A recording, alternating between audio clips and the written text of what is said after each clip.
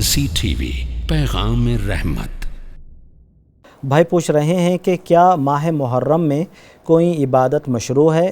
آخر ماہ محرم کی کیا فضیلت ہے؟ الجواب بعون الوہاب بھائی نے اچھا سوال پوچھا ہے۔ ماہ محرم کی فضیلت قرآن اور حدیث میں کیا ہے؟ دیکھ لیجئے، محرم کا مہینہ عربی مہینوں میں سے ایک ہے اور یہ عربی سال کا پہلا مہینہ ہے۔ اور ایک چیز اور یاد رکھیں، جیسے محرم، صفر، ربیع الاول، ربیع الاخر، جمادی الاولیٰ، جمادی الاخر، رجب، شعبان، رمضان، شوال، ذوالقعدہ، ذوالحجہ، یہ عربی 12 مہینے ہیں۔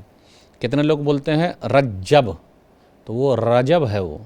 کتنے لوگ بولتے ہیں رمضان، تو رمضان نہیں، رمضان، میم پر بھی زبر ہے۔ اپنے لوگوں کو انگلش کے مہینے زیادہ یاد ہیں، عربی والے مہینے کم ہی یاد ہیں۔ تو 4 مہینے حرمت والے، اسی میں سے ایک محرم کا بھی مہینہ ہے۔ اور یہ جو 12 مہینے ہیں اسی دن سے ہے جس دن سے اللہ تعالیٰ نے آسمان و زمین کو پیدا کیا ہے۔ تو یہ اس کی فضیلت ہے، اس کا مقام ہے، اس کا مرتبہ ہے۔ سورہ توبہ سورہ نمبر 9 آیت نمبر 36، ان عدۃ الشہور عند اللہ 12 شہرا فی کتاب اللہ یوم خلق السماوات والارض منها 4 حرم ذلک الدین القیم فلا تظلموا فیہن انفسکم۔ بے شک اللہ کے نزدیک مہینوں کی تعداد اللہ کی کتاب میں لکھا ہوا ہے 12 ہے، اسی دن سے جس دن سے اللہ تعالیٰ نے آسمان و زمین کو پیدا کیا ہے، اور 4 مہینے حرمت والے ہیں، اور یہی سیدھا دین ہے، تم لوگ اس میں ظلم نہ کرو۔ اب سوال یہ پیدا ہوتا ہے کہ اس مہینے کی عبادت کیا ہے، کیا کریں؟ تو نبی صلی اللہ علیہ وسلم سے محرم کے مہینے میں صرف اور صرف روزہ رکھنا ثابت ہے، اور وہ بھی 10ویں محرم کو۔ 9ویں محرم کے بارے میں نبی صلی اللہ علیہ وسلم نے فرمایا کہ اگر میں آئندہ سال تک رہا تو ضرور رکھوں گا۔ تو آئیے دونوں حدیث لے لیتے ہیں، تو پتہ یہ چلا کہ محرم کے مہینے کی جو فضیلت ہے وہ روزہ رکھنا ہے، یہ جو عبادت ہے وہ روزہ رکھنا ہے، اس کے علاوہ کچھ بھی نہیں ہے۔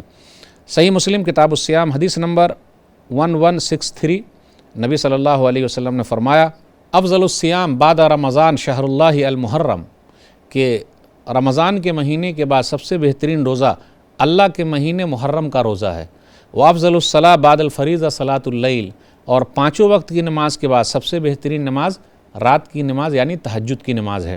نبی صلی اللہ علیہ وسلم نے فرمایا لئن بقیت الی قابل لأصومن التاسع، صحیح مسلم کتاب الصیام حدیث نمبر 1134، کہ اگر میں آئندہ سال تک رہا تو میں 9ویں محرم کو بھی روزہ رکھوں گا۔ تو محرم کے مہینے کی فضیلت ہے، محرم کے مہینے کی عبادت صرف روزہ رکھنا ہے، وہ بھی 9ویں تاریخ کو اور 10ویں تاریخ کو۔ حافظ ابن حجر رحمہ اللہ نے کہا ہے کہ 9، 10، 11 اگر کوئی رکھ لے تو اور اچھا ہے۔ ھذا ما عندی واللہ اعلم بالصواب۔